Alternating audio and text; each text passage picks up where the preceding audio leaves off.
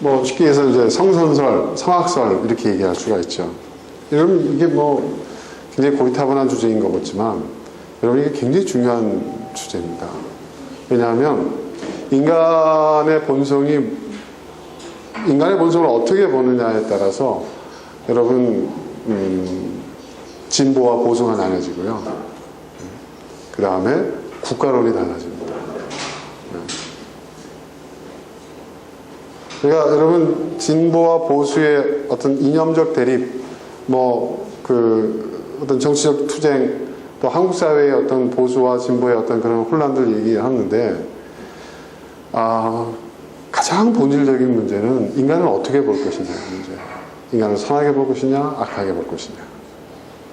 그리고 국가라는 것이 인간을 선하게 볼 것이냐, 인간을 악하게 볼 것이냐에 따라서 이 국가의 이념이 완전히 달라져요. 국가의 기능이 완전히 달라져요. 국가의 권력이 완전히 달라져요. 그래서 사실은 이 정치도 그 본질은 인간을 선하게 볼 것이냐 악하게 볼 것이냐 이게 문제예요. 그리고 종교가 가장 또 관심을 갖고 있는 부분이죠. 여러분 우리 기독교는 인간을 선하게 볼까요? 악하게 볼까요? 어떻게 볼까요? 네. 악하게 본다, 선하게 본다, 아니면 둘 다다. 자, 어떻게 우리 기독교는 인간을 보고 있는지는 이제 오늘 내용을 통해서 함께 또 살펴보도록 하겠습니다.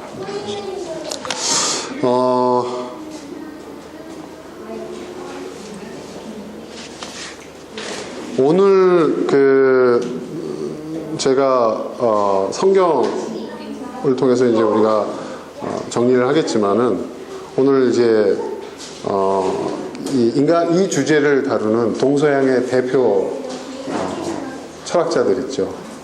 누구죠? 동양에서는 맹자하고 순자가 있고요. 그 다음에 서양에서는 누가 있습니까? 서양에서는 토마스 홉스가 있고요. 장자크 루소가 있습니다. 이 네 사람이 이 인간의 본성의 문제, 그러니까 성선설과 성악설을 다루는 데 있어서 가장 중요한 동서양의 학자들입니다.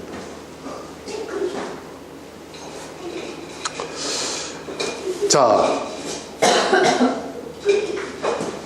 여러분 먼저 순자에 대해서 얘기를 할게요. 순자는 성선설입니까? 성악설입니까? 우리가 도덕시간에 다 배웠죠. 윤리시간에. 네? 순자. 성악설이죠. 성악설. 그 순자뿐만 아니라 그 모든 그 성악설을 주장하는 사람들이 인간이 성악설이라는 게 뭐예요? 본성 자체가 악하다는 거예요. 악하게 태어났다는 거죠. 이 성악설에서 인간이 악하다, 인간의 본성이 악하다라고 보는 모든 그 성악설을 주장하는 사람들의 출발점이 어딥니까? 뭐죠? 인간의 욕망이라는 거죠. 욕망. 인간의 욕망. 자신의 욕망. 인간은 태어나면서부터 욕망에 지배를 당한다. 왜? 배고프면 막 울잖아요, 여러분. 그죠? 그죠? 그리고 애들 보면요, 우린 연년생을 키워봐서 제가 잘 아는데, 경훈이가, 1살짜리 아이가 자기 동생 깐난애기 젖병을 뺏어서 먹어요. 네. 자기가 다 먹고. 네. 그러니까, 이 어린아이가, 그러니까 경빈이가 어린아이가 누나한테 자꾸 뺏기니까 나중에 어떻게 하냐면요, 빨리 먹어요. 애가. 막 젖병을 막 둘이 경쟁하듯이 먹어요. 근데 그걸 보면서, 야, 인간은 악한가 보다. 뭐 이런 생각을 해본 적이 있어요.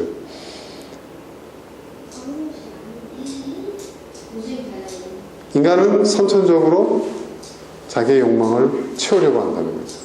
이러한 본성이 있기 때문에 그러한 본성을 그대로 내버려 둔다면 세상은 더 혼란스러워진다는 거예요. 세상이 혼란스러워지는, 세상이 불행해지는 이유는 인간의 욕망 때문이라는 거죠. 그 욕망이 충돌함으로써. 자, 여기에 대해서 반대하는 사람이 이제 맹자인데, 맹자가 인간을 선하다고 보는 그 이유가 뭐죠? 여러분 들어보셨죠? 측은지심. 네. 측은지심이라는 게 뭡니까? 그 나오죠. 그 어린아이가 우물에 빠지려고 하는데 그걸 내버려둘 사람이 있느냐. 누구든지 그 우물에 빠지는 아이를 잡아준다는 거예요. 구해준다는 거예요. 못 본 척 할 수 없다는 거예요. 그래서 인간은 왜? 선하다. 또 한 가지가 있어요. 여러분, 지구상에 존재하는 생물들 가운데서요, 무덤을 만들어주는, 그러니까 무덤을 만드는, 부모의 무덤을 만들어주는 생물은 인간이 유일합니다. 그렇죠? 다른 동물들은요, 안 그래요. 그죠? 그냥 죽은 그 상태로 내버려둬요.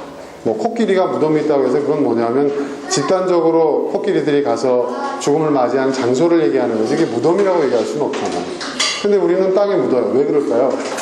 자기를 낳아준 부모님이 이게 죽고 그 몸이, 그 사체가 짐승들한테 막 훼손당하고 막 이렇게 흉한 모습으로 이렇게 썩어가는 것을 안타까워서 보질 못하는 거예요. 그러니까 자기 가족을 뭐예요? 땅에 묻어요. 또는 돌무덤을 만든다든지, 또는 화장을 해요. 이런 건 뭐냐면은 바로 어떤 인간이 갖고 있는 그러한 동정심, 자비심, 선량함에서 나온 것이다. 이게 이제 맹자가 성선설을 주장하는 데 출발점입니다. 그러니까 맹자는 인간은 태어날 때부터 좋은 일을 하려는 마음이 있다 이거예요. 그 동정심과 남을 불쌍히 여기고 자비를 베푸고 하는 그것이 이제 한자에서는 뭐라고요? 사단이라고 합니다. 사단. 네, 사단. 여러분 사단 칠정론 들어보신 적 있죠? 유국 선생님이 얘기하신. 거기서 말하는 사단이 있어요. 사단 난다 뭐 이런 얘기가 저 그런 의미가 아니고요. 예, 이 마음의 움직임을 뜻하는 거예요. 선하게 움직이는 마음. 인간에게 그것이 있다는 거죠. 여러분 실제로 그렇죠.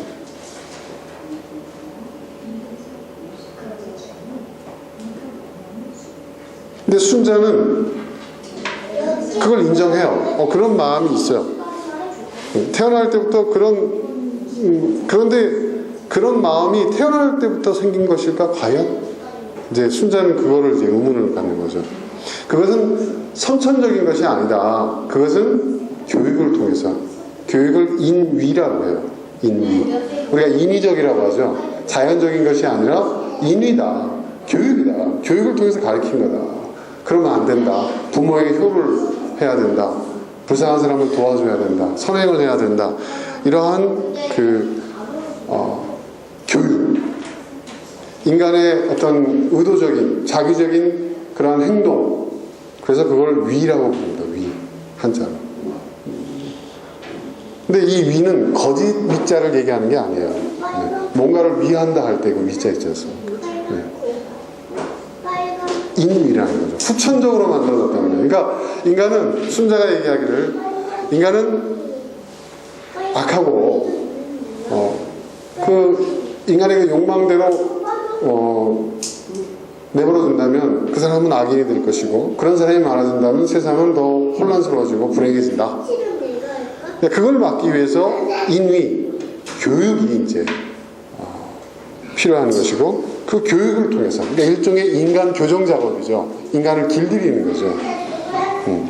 후천적인 노력을 통해서 인간을 선하게 만든다는 거예요. 그게 순자의 주장입니다. 자, 이렇게 얘기를 이제 이러한 주장에 대해서 맹자 측에서는 뭐라고 얘기를 할까요? 맹자도 그걸 인정합니다. 그런데 중요한 것은 교육의 필요성을 인정한다. 인간은 교육받아야 된다. 그런 인위가 필요하다. 하지만 그것이 가능할 수 있는 단초가 있기 때문에 그게 이루어질 수 있는 것이다. 무슨 말이냐면 인간에게 선한 면이 아예 없다면 아무리 교육을 한다 하더라도 인간이 선해질 수 있겠는가?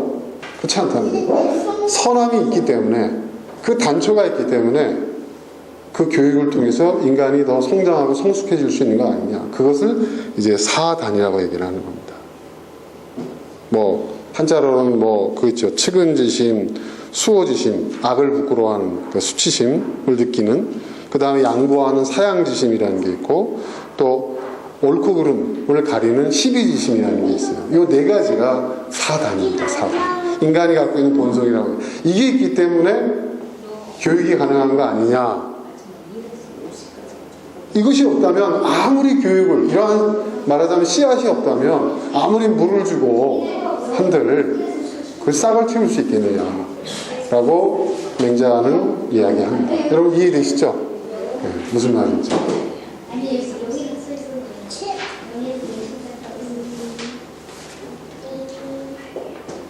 그러니까 인간의 이 네 가지의 마음, 이 사단을 스스로 확대하고자 하는 노력, 그 노력이 없다면 인간은 짐승과 다를 거 없다.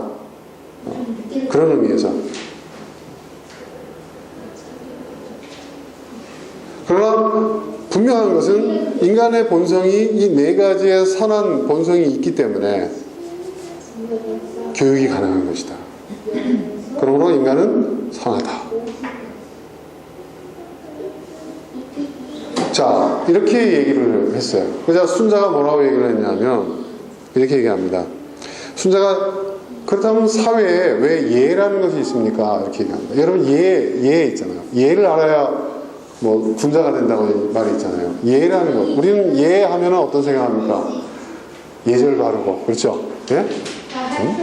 그런 걸 생각을 하는데 예라는 것은 우리가 생각하고 있는 그 예절 바름의 예가 아닙니다. 원래 이 예라는 것은 말하자면은 일종의 규범이에요. 인간으로서 지켜야 할, 또 그 사회에서 그 공동체에서 지켜야 할 규범을 예라고 얘기를 합니다. 예. 그래서 이 또 순자는 예의치주의자라고도 얘기를 하는데요. 이것은 그 인간이 선하고 인간이 그 스스로의 노력에 의해서 더 성장하고 성숙해질 수 있다면, 더 선해질 수 있다면, 그 선함을 유지할 수 있다면, 그 선함을 확대시킬 수 있다면, 굳이 왜 우리가 규범이라는 걸 만들었습니까? 왜 법이라는 걸 만들었습니까? 이 예라는 것이 그런 뜻이에요. 원래 예는 규범과 법 이런 것들, 사회 질서를 뜻하는 것이 예거든요. 그러니까 왜 나라마다, 집안마다, 공동체마다, 각 사회마다 왜 규범이라는 것이 있습니까? 왜 법이라는 것이 생겼습니까? 그것이 존재한다는 것 자체가 인간이 교육만으로는, 스스로의 어떤 노력에 의한 교육만으로는 선해질 수 없다는 것을 반증하는 거 아닙니까?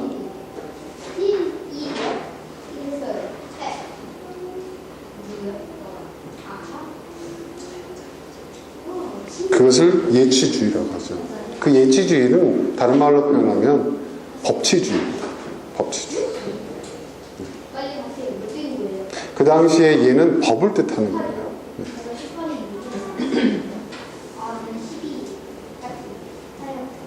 그래서 사회 유지와 통치의 필수적인 조건이 예인 거예요. 그래서 예를 그렇게 강조했던 거예요. 유교에서 예를 강조하는 이유가 그런 의미예요.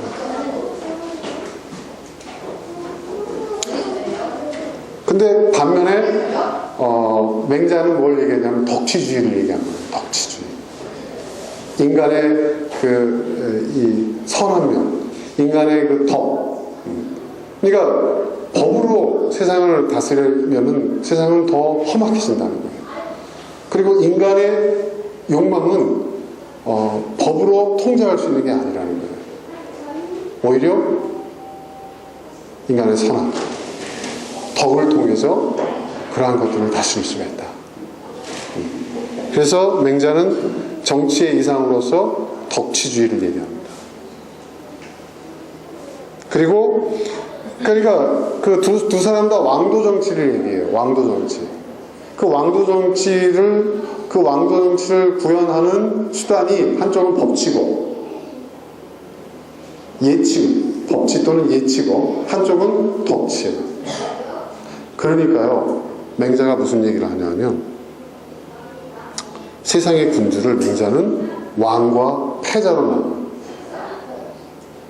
왕은 뭐냐? 덕치주의를 신하는 사람이 진정한 왕. 그 패자는 뭐예요? 패자 아시죠? 패자. 패주라고 그러고 패자. 뭐예요? 네? 그러니까 왕도의 길이 있고 패도의 길이 있다. 말하자면 연산구 같은 사람이 이제 패도의 극치죠. 말하자면. 그죠?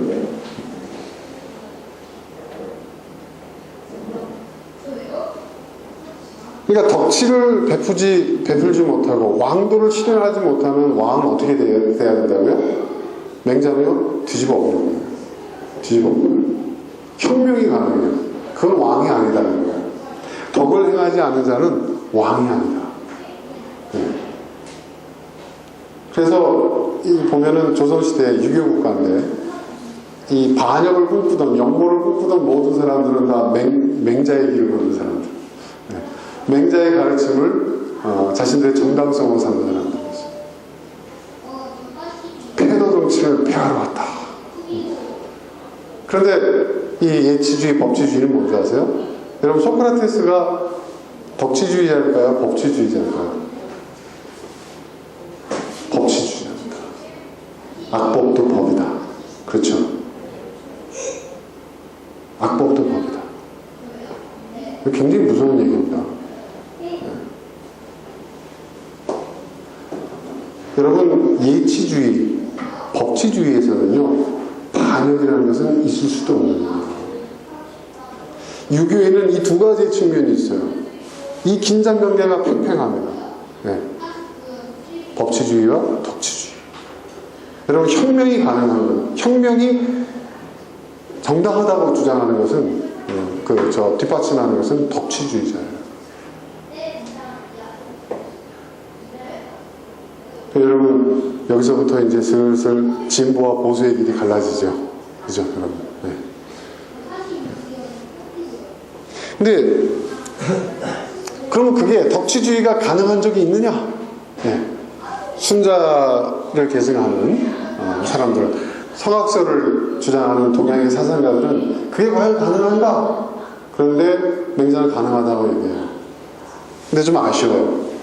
왜냐하면 맹자가 예로 든 그 임금들이 이제 거의 선사시대로 거슬러 올라가는 전설 속에 요임금, 그죠? 여러분 순임금, 우임금, 그렇죠?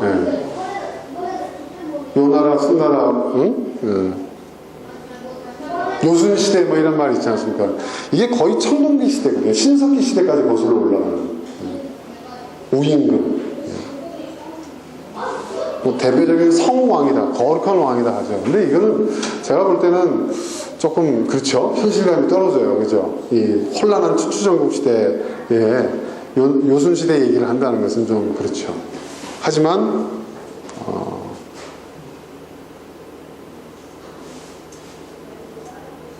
맹자는 이러한 그 덕치주의에 의한 왕도 정치를 얘기했다는 것이죠.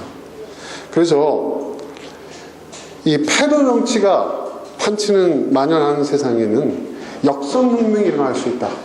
덕치를 위한 역성혁명, 정의를 위한 역성혁명. 그것이 정당하다 하고 맹자는 이야기합니다. 그리고 새로운 나라를 세울 수 있다. 재밌는 건 뭐냐면, 그럼 태조 이성계가 불교를 인정으로 하기는 고려를 폐하고 유교를 앞세워서 조선을 창국할 때 맹자의 사상을 내세웠어요. 정도전이 맹자의 사상을 신봉하던 사람이잖아요. 그죠? 패도의 정치를 폐한다. 그래서 고려 왕조를 무너뜨리고 새로운 왕조를 창건한다. 그게 맹자의 사상이거든요. 근데 자기가 나라를 건국할 때만 맹자 덕치 이렇게 주장을 하죠. 그리고 왕조를 세우고 난 다음에 어떻게 합니까? 그 아들 이방원이가 법치야, 무슨 소리야, 그래서 다 죽여버리잖아요. 그죠? 정도전부터 시작해서 싹 다. 여러분 조선의 역사 가운데서 덕치주의 이상을 실현하는 왕이 몇 명 없어요. 어떤 학생 딱 한 명밖에 없다라고 얘기하는 사람이 있어요. 한 명이 누굽니까? 세종대왕. 실제로 그렇습니다. 덕치라고 할 수 있는.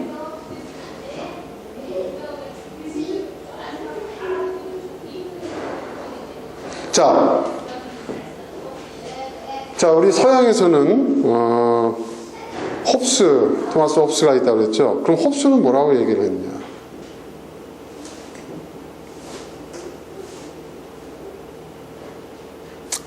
홉스는 어떤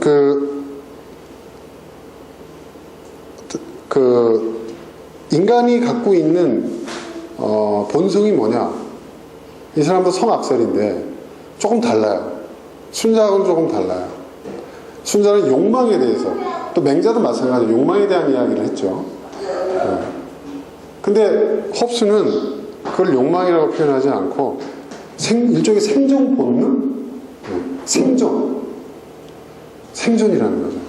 인간의 본성은 뭐냐? 생존 투쟁이에요. 생존 살아남기 위한 것이죠. 그것을 그 사람은 자연 상태라고 표현했어요. 자연 상태. 인간은 자연 상태에 태어나면 제일 먼저가 뭐예요? 여러분 새끼들이 태어나면 짐승들 보세요. 여러분 새끼들이 태어나면 제일 먼저 하는 게 뭐죠? 어미의 젖을 찾잖아요. 그죠? 그 누가 가르쳐 준 게 아니에요. 그죠? 그것을 가능하게 하는 것은 생존 본능이라는 거죠. 자기 보존을 위한 것이라는 거예요. 자기 보존의 본능. 그래서 보세요, 여러분. 새끼들 태어나면 어떻게 해요? 서로 젖을 물려고 막 싸우지 않아요? 새끼들끼리? 그죠? 그걸 보면서 홉스가 한 말이, 유명한 말이 있어요. 무슨 말입니까, 여러분? 만인에 대한 투쟁이라는 말이 거기서 나오는 거예요. 네, 투쟁.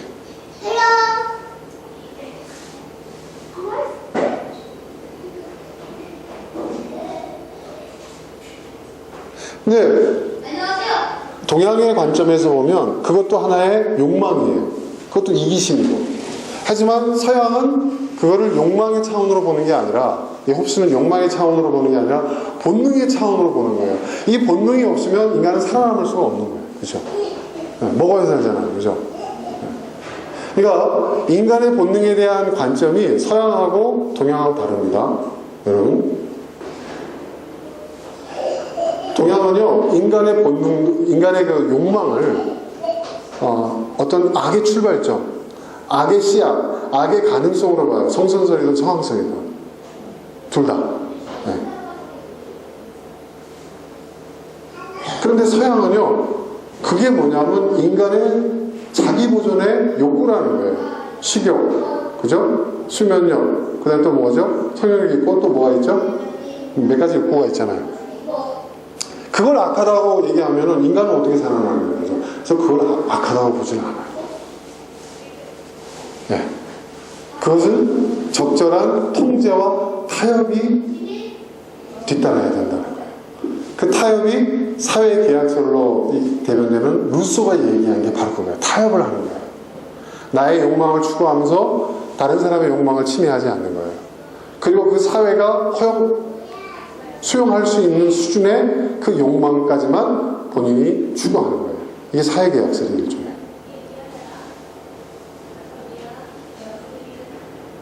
그런데 홉스는 그런 걸로는 지켜줄 수가 없다.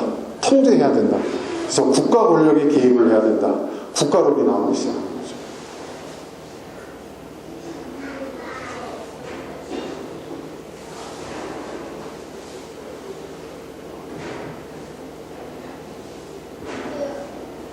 근데 왜 동양에서는 이 욕망을 죄악시할까요?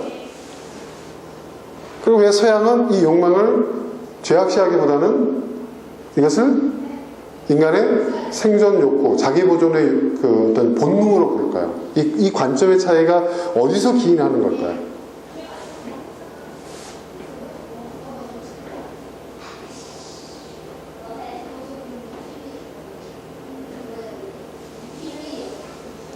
자, 동양에서는요, 욕망인 한계가 있다고 얘기를 합니다. 서양은 욕망에는 한계가 없다고 얘기를 해요. 재밌지 않습니까, 여러분? 오히려 인간의 욕망을 죄악시하는 것이 인간의 욕구는 한계가 없다, 이렇게 얘기를 해야 되는데, 반대란 말이에요. 반대예요. 왜 그런 걸까요? 왜 그런 걸까요? 인간의 욕망에 한계가 있다. 인간의 욕망에는 한계가 없다. 그럼 어느 말이 맞는 것 같습니까? 어느 말이? 네? 인간의 욕망에 한계가 있다? 저는 한계가 없다고 봐요. 인간의 욕망에 한계가 없다. 이건 옳고 그름이 없으니까. 인간의 욕망에 한계가 있다라는 것은 뭐냐면, 무슨 얘기냐면, 여러분, 그 욕망이 채워질 때까지는 멈추지 않는다는 거예요. 그죠? 그렇죠? 인간의 욕망에 한계가 있다는 것은 채워지면 그 욕망이 끝나잖아요. 그러면 그 욕망의 문제를 해결하려면 어떻게 해요? 채워야 돼요. 그렇죠? 근데 그 욕망을 채우면 어떻게 돼요? 세상이 진짜 사단이 나겠죠. 그죠, 여러분? 엄청 혼란스러워지겠죠. 그 욕망의 충돌이 끝이 없겠죠. 그죠? 그러니까 어떻게 돼요? 욕망은 한계가 있지만 그 한계가 있기 때문에 욕망은 죄악시되는 거예요. 이해되세요, 여러분? 무슨 말인지? 근데 욕망은 한계가 없어요. 서양에서는. 이 본능. 한계가 없어요. 그것은 하나의 뭐예요? 상태라는 거예요. 채워져서 끝나는 게 아니라 계속 그거를 뭐예요? 추구하는 그 상태라는 거죠. 그러면 어떻게 돼요?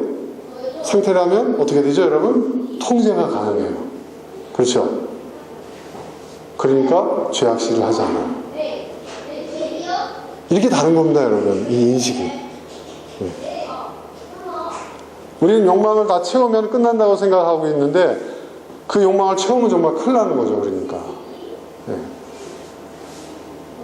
맛있는 거 여러분 아무리 먹어도 채워집니까? 배부르면 그만, 그거 끝나는 게 아니에요. 또 배고파지면 또 먹어야 돼요. 그죠? 인간의 욕망을 한번 잘 생각해 보세요, 여러분. 재밌고 어디 놀러 가는 거 좋아하고 채워지던가요? 그런 게? 그런 것들이? 그 욕망이 넘어가면은 계속해서 또 다른 걸 욕망하게 돼요. 그래서 서양에서는 그 욕망은 뭐예요? 채워짐으로써 끝나는 게 아니라 통제되어야 하는 인간의 본성, 인간의 어떤 상태로 보는 거예요. 그래서 이거는 도덕의 문제로 보지 않아요. 서양은 그렇습니다. 그런데 동양에서는 한계가 있기 때문에 채워져야 끝나는 것이거든요. 서로가 그걸 다 채우려고 하면 어떻게 돼요? 세상은 망가지는 거죠. 그러니까 어떻게 돼요? 죄악시하는 거예요. 저는 이걸 이해하는데 굉장히 시간이 많이 걸렸어요. 근데 나중에 그게 이해가 되더라고요. 아, 이런 내용이었구나.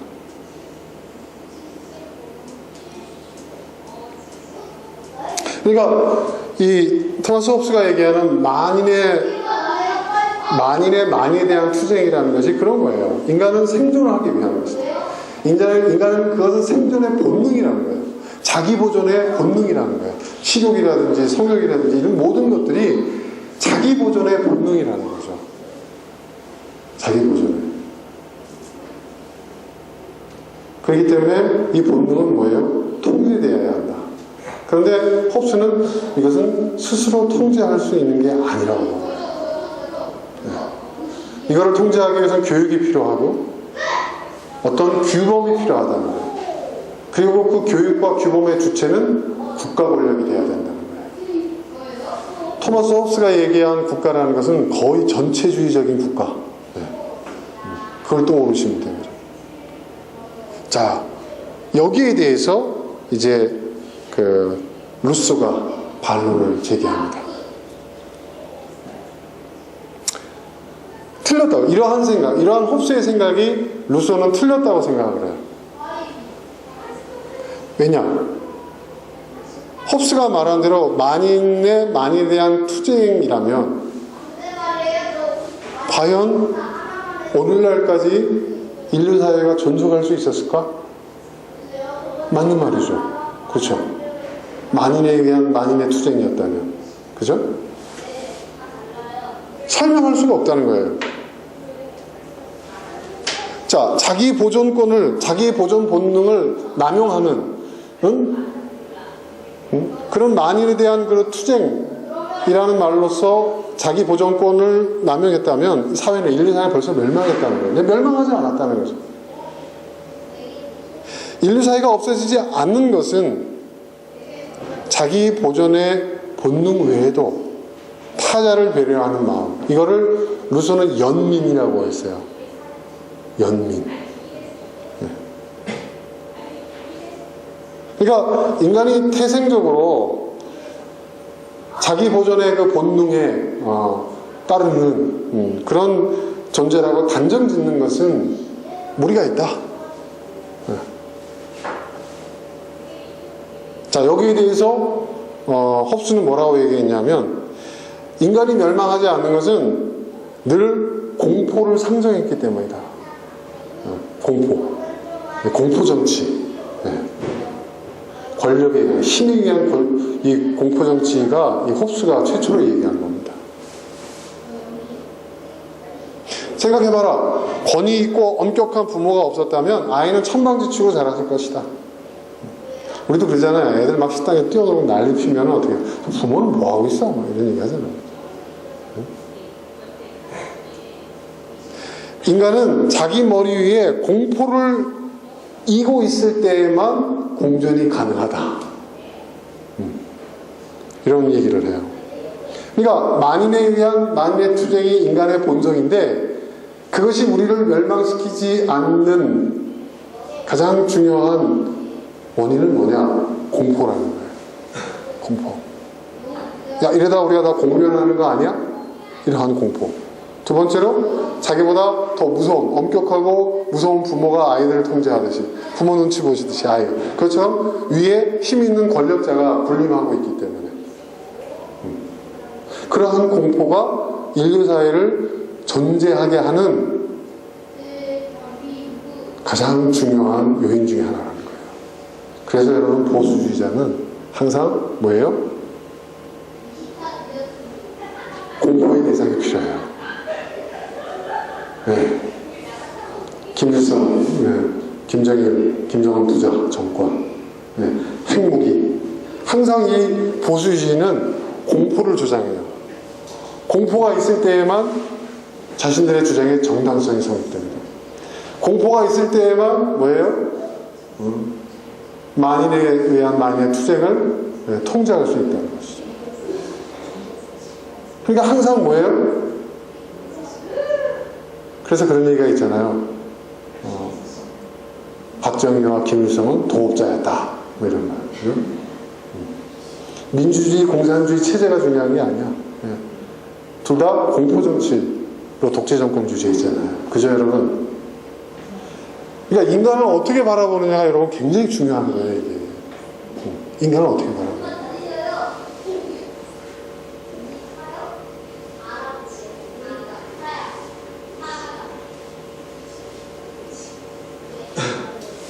이 홉스가 얘기한 바로 이 공포가 뭐냐? 홉스가 말한 그 유명한 리바이어던.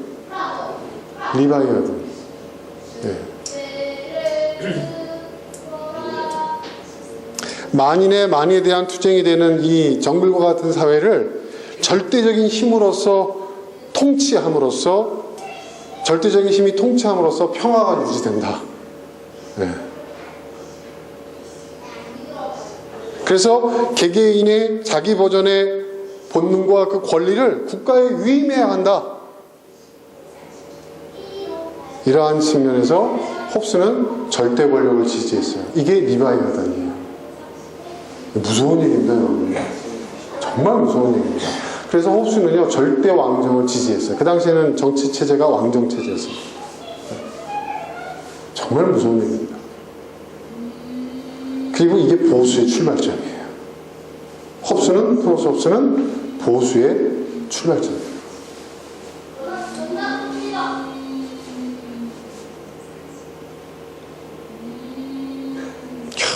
무서운 세상입니다.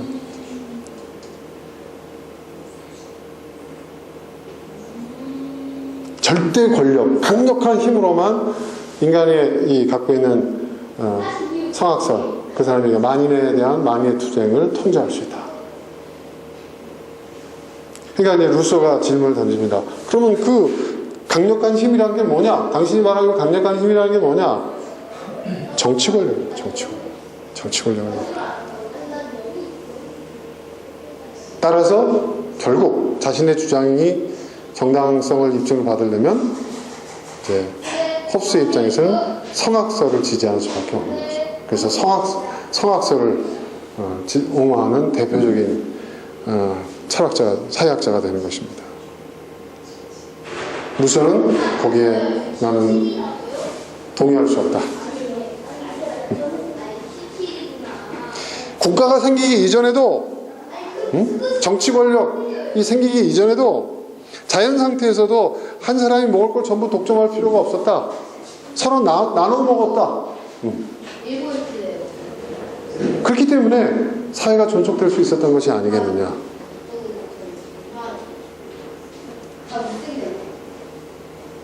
그러자 루소가 공격을 받아요. 그러면 국가도 필요 없고 권력도 필요 없는 거냐? 당신 무정부주의자냐? 하면서 이제 그 당시에는 왕정실이었으니까 그죠? 막 공격을 받습니다. 그래서 이제 루소가 이야기하는 것이 사회계약서입니다. 사회계약서. 그러니까 개개인이 자기의 권리를 군주나 국가에게 넘겨주는 그런 계약이 아니라 공동체를 통해서 사유재산의 분배를 시정하면 된다. 인간의 이 말은 무슨 얘기냐면 인간이 자기 보존의 욕망을 충족할 수 있는 수준, 그것을 국가가 통제하는 거예요. 사유재산의 분배. 공유가 오늘식으로 따지자면 오늘날식으로 표현하면 공유를 얘기하는 거예요. 공유를. 루소는.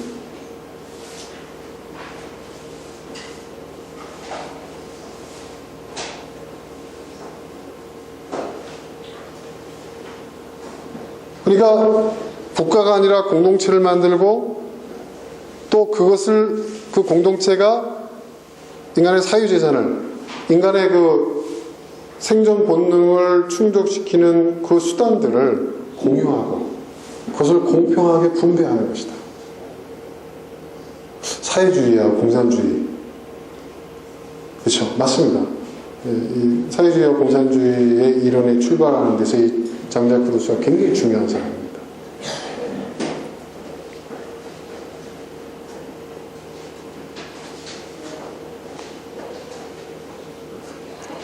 자, 그러자 이제 이 홉스를 따르는 무리들이 또 공격을 합니다. 그건 너무 낙관적이고 너무 순진한 발상이 아니냐.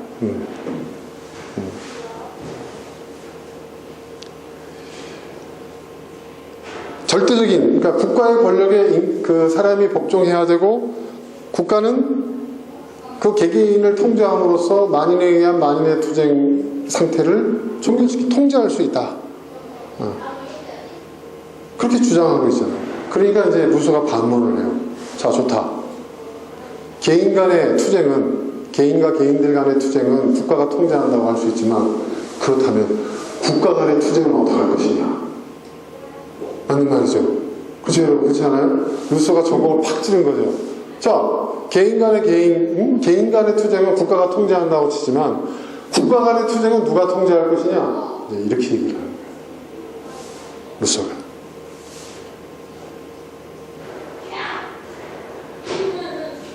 자, 그럼 홉스가 뭐라고 얘기를 하는지 아십니까? 그럴 가능성은 충분히 있다. 하지만 국가 위에 군림하는 강력한 공포를 상정할 필요가 있다. 왜? 국제기구를 만들어야 된다는 거죠. 아니면 제국을 만들자. 국가의 차원을 넘어설 수 있는 더 무서운 그러자 루소가 뭐라고 얘기하냐면, 그렇다면 그 공포는 영원히 지속될 거 아니냐. 그 위에 또, 그 위에 또, 그 위에 또. 그렇지 않습니까, 여러분? 그죠? 그러면 인간은 계속해서 투쟁을 그만두지 못하는, 오히려 개인 간의 투쟁이 더 그 국가 간의 투쟁, 제국 간의 투쟁. 그럼 인간의 투쟁, 전쟁은 영원히 종결되지 않는다는 얘기가 되지 않느냐, 이렇게 얘기를 합니다. 그랬더니 뭐라고 얘기한 줄 아십니까? 홉스가? 그렇다. 그렇다.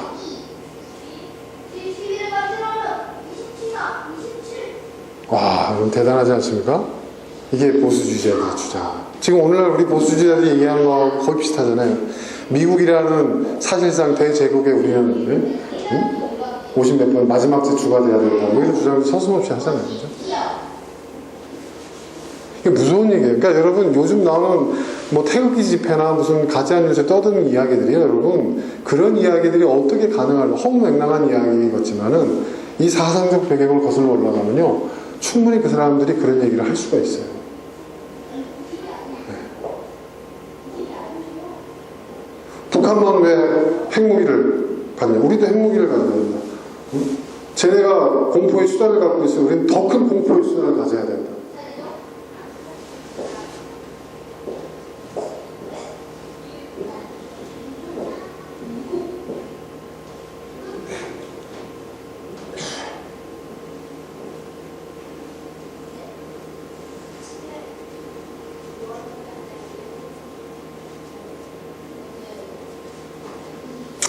여러분, 이 루소가 사유재산 제도를 바꿔야 된다고 얘기했잖아요. 이게 대단한 얘기입니다. 이 루소가 살았던 시대가 언제입니까, 여러분? 그 사람은요, 프랑스 봉건제, 절대왕정 봉건제 시대에 살았던 사람이에요. 그 시대에 이런 얘기를 한 거예요. 대단한 거죠. 대단한 얘기입니다.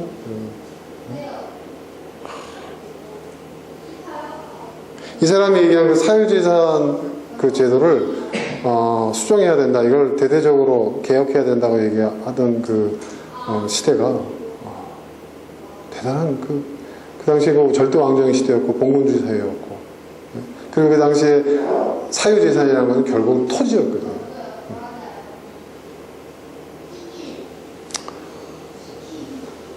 자, 이제 정리를 한번 해보겠습니다. 지금 이 네 사상가의 그 사상을 중심으로 해서 제가 이제 여러분들한테 이제 소개를 해드리는, 정리를 하면 순자는 뭐냐? 인간을 교육에 의해서 선행을 행할 뿐 본성 그 자체는 악하다. 이게 순자의 입장입니다. 맹자는 인간은 태어나면서부터 타인의 불행을 못 본 채 할 수 없는 존재로 그 본성은 선하다. 이게 맹자. 그리고 홉스는 자기 보존을 전제로 하는 인간의 본성은 악하다. 사회와 정치는 상호 투쟁을 막기 위한 것이다. 그 투쟁을 통제하기 위해서는 공포가 필요하다. 그 공포는 절대 권력이다. 그 권력 위에 권력 위에 권력 위에 계층적 권력 사회, 그걸 얘기했고, 루소는 인간의 본성을 선하기 때문에 서로 도우면서 사회를 존중할 수 있다. 그러기 위해서는 사유재산 제도를 손봐야 한다. 공유해야 한다. 생산 도구와 수단들을 공유해야 한다. 아주 원시 공산사회, 원시 사회주의 사회를 얘기를 하는 거예요. 자, 여러분 어떻습니까? 오늘 우리가 지금 잠깐 나눈 이 내용들을 잘 보면은, 진보주의는 어떻습니까, 여러분? 진보는 어느 쪽입니까? 인간을 선하게 보는 관점에서 출발하고, 보수는 뭐예요? 인간을 악하게 보고 있습니다. 그걸 벗어날 수가 없어요. 그리고 이상사회를 실현하는 수단이 뭐예요? 성악설은 법, 그리고 권력, 그죠? 절대 권력. 그리고 성선설은 뭐예요? 네? 공동체죠, 공동사회, 공동체 사회. 그러니까 그 분배의 문제라고 얘기를 하고 있는 거예요. 분배의 문제. 맹자나 그러니까 그러니까 맹자는 덕이었죠. 그 덕이라는 게 뭐예요, 여러분? 네? 덕을 베푼다고 하잖아요. 다른 사람의 불행을 외면할 수가 없어요, 인간은. 본성이 착해서. 그게 덕의 출발점이라고 그랬어요. 네. 그 덕을 실현한다는 것은 덕치주의 사회. 맹자는 그걸 얘기했고, 루소는 뭐예요? 사회계약서. 분배의 정의. 그러니까 여러분 보세요.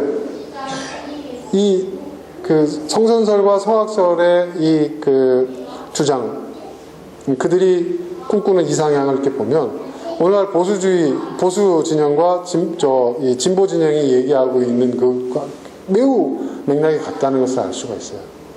네. 지금 그것이 대한민국 사회는 그것이 충돌하고 있는 거죠. 충돌하고 있는 거죠. 우리가 어떤 것을 선택할 것인가? 자, 그러면 성경은 어떻게 얘기하고 있을까요? 여러분, 우리 기독교는 여러분 어떻게 생각하세요? 아까 제가 질문했죠. 다시 한번 질문 드려볼게요. 우리 기독교는 성선설입니까? 성악설입니까? 인간은 선합니까? 악합니까? 기독교에서. 인간이 악하다. 인간을 성악설의 관점에서 인간을 바라보게 된다면 여러분, 하나님도 악한 존재가 됩니다. 왜인 줄 아세요? 성경에서는 인간을 하나님의 형상대로 지었다는 거죠. 하나님의 형상대로 지었다는 건 뭐냐? 형상이라는 것이 단순히 외모를 얘기하는 게 아니에요. 모양을 얘기하는, 겉모습을 얘기하는 게 아니에요. 드러나는 성품을 얘기하는 겁니다. 하나님의 드러나는 성품. 하나님의 드러나는 성품대로 인간을 지었는데 인간이 악하다 하면 어떻게 되는 거예요? 하나님도 악하다라는 거예요. 인간의 본성의 출발점은 어디예요? 하나님이에요. 그런데 분명히 인간에게는 악한 면이 있어요. 그 악함의 문제를 어떻게 성경은 이야기하고 있죠? 그 악함은 어디서 출발한 거예요? 네? 타락이에요. 타락이에요. 인간의 문제는, 그러니까 인간은 선하게 태어났지만 타락해서 악한 존재가 된 거죠. 그런데 이 악함도 100%의 악함이 아니에요. 선함과 악함이 공존하는 거예요. 인간은 선하게 태어났지만 타락을 통해서 선과 악이 공존하는 존재가 된 거예요. 그러니까 성경에서 이야기하고 있는 선악을 알게 하는 나무의 실과를 먹었다라는 거예요. 선악을 알게 하는 나무의 실과. 이게 뭐 하나님에 대한 불복종, 명령 불복종 이렇게 얘기를 해요. 근데 그게 그러한 관점의 얘기가 아니잖아요. 제가 여러 차례 설명을 드렸지만 여러분, 유대교는 율법주의라고 하죠. 유대교의 인간관은 뭐예요? 인간을 악하게 보는 거예요. 그죠? 율법을 통해서 인간을 구원시킬 수 있다. 인류 사이의 문제를 해결할 수 있다. 규범과 법을 통해서. 이게 유대교예요. 근데 그러한 유대교가 맞다면 예수님이 이 땅에 오실 필요가 없죠. 그죠? 인간을 구원하는 것은 법이 아니라는 거예요. 이 말은 무슨 얘기냐? 인간은 법치로 구원받을 수 있는 존재가 아니다. 다른 말로 표현은 인간을 구원하는 것은 성악설적 관점으로서는 인간을 구원할 수 없다. 인간의 문제를 해결할 수 없다는 거예요. 이게 성경이 얘기하는 거예요.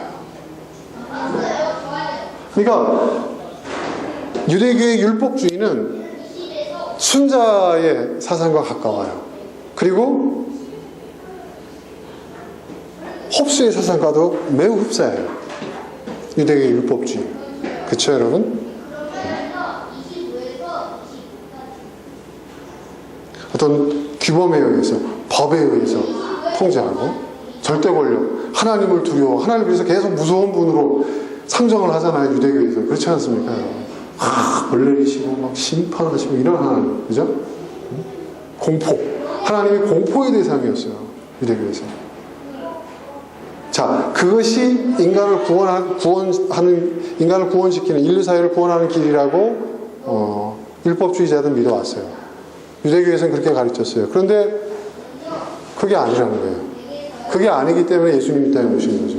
예수님이 소개한 하나님은 어떤 하나님이에요? 우리를 위해서 자기의 아들을 내어주시는 분. 그죠? 그리고 하나님 자신이신 그 아들 이름이 뭐예요? 우리를 위해 십자가에 스스로 못을 박고 고통을 다 받으신 분. 고난받는 하나님. 우리와 함께 하시는 하나님. 이게 뭐예요? 우리를 사랑하시는 아버지. 성경이 우리에게 전하는 메시지는 인간을 구원하는 길은, 인류 사회를 구원하는 길은 성악설이 아니라 성선설적 관점이라는 거예요. 여러분, 우리가 성선설적 관점을 가질 때 인간에 대해서 우리가 희망을 가질 수 있습니다. 그렇지 않아요? 성악설. 그러면 인간에 대해서 희망을 가질 수가 없어요. 인간은 오로지 통제의 대상이 됩니다. 처벌, 지배, 통제. 그러니까 어떤 통제 아래에 있는 인간이 되어야 하는 거예요. 항상. 네. 그럴 때에만 인간으로서 인정이 되는 거예요. 그런 세상을 여러분 한번 꿈꿔보십시오. 행복할까요? 여러분 동물농장이라는 소설 읽어보셨어요? 제가 볼 때 홉스가 꿈꾸던 가장 완벽한 사회가 그런 사회가 아닌가.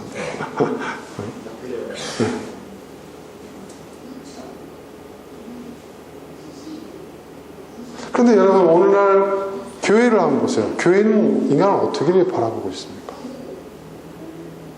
오늘날 이 기독교는 세상을 어떤 눈으로, 세상 사람들을 어떤 눈으로 바라봅니까? 그런 교회가, 그런 기독교가 세상에 희망이 될 수 있을까요?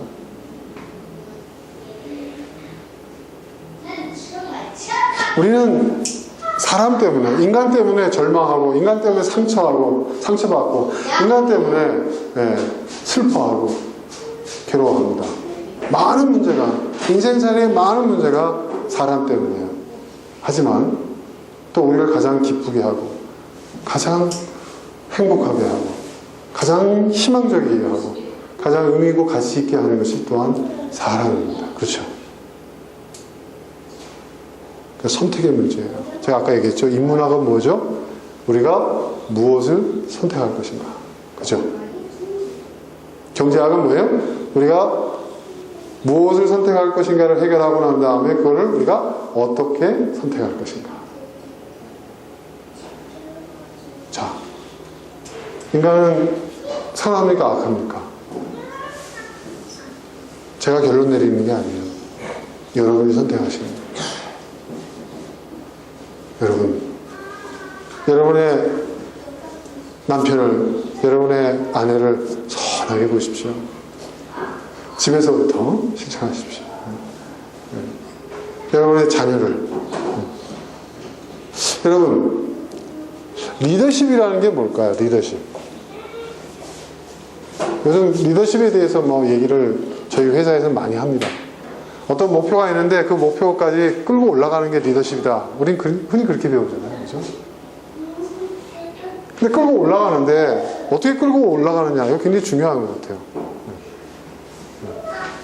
그거는 이제 경제학에서 다룰 문제고.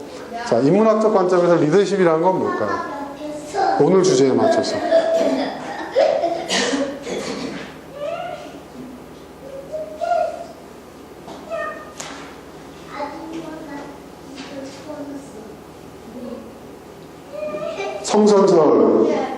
성악설의 리더십은 인간의 악한 것을 통제하는 게 리더십입니다. 그죠? 그게 지도자예요. 지도자의 역할은 인간의 악한 것을 통제하고 관리할 줄. 성선설의 리더십은 뭐예요? 인간의 선한 면을 끌어내는 거예요. 그것을 극대화시키는 거예요. 이 시대에는 어떤 지도자가 필요할까요? 그리고 나는 어떤 리더십을 발휘하는 사람이 되어야 할까요?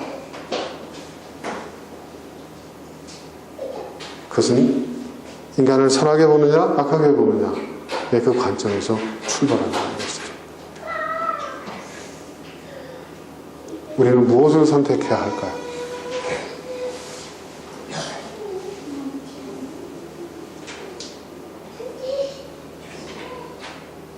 예수님의 그 선택을 따르는 사람이 예수님의 제자들이 아닐까요? 예수님은 끝까지 인간의 선한 면을 선택하셨어요.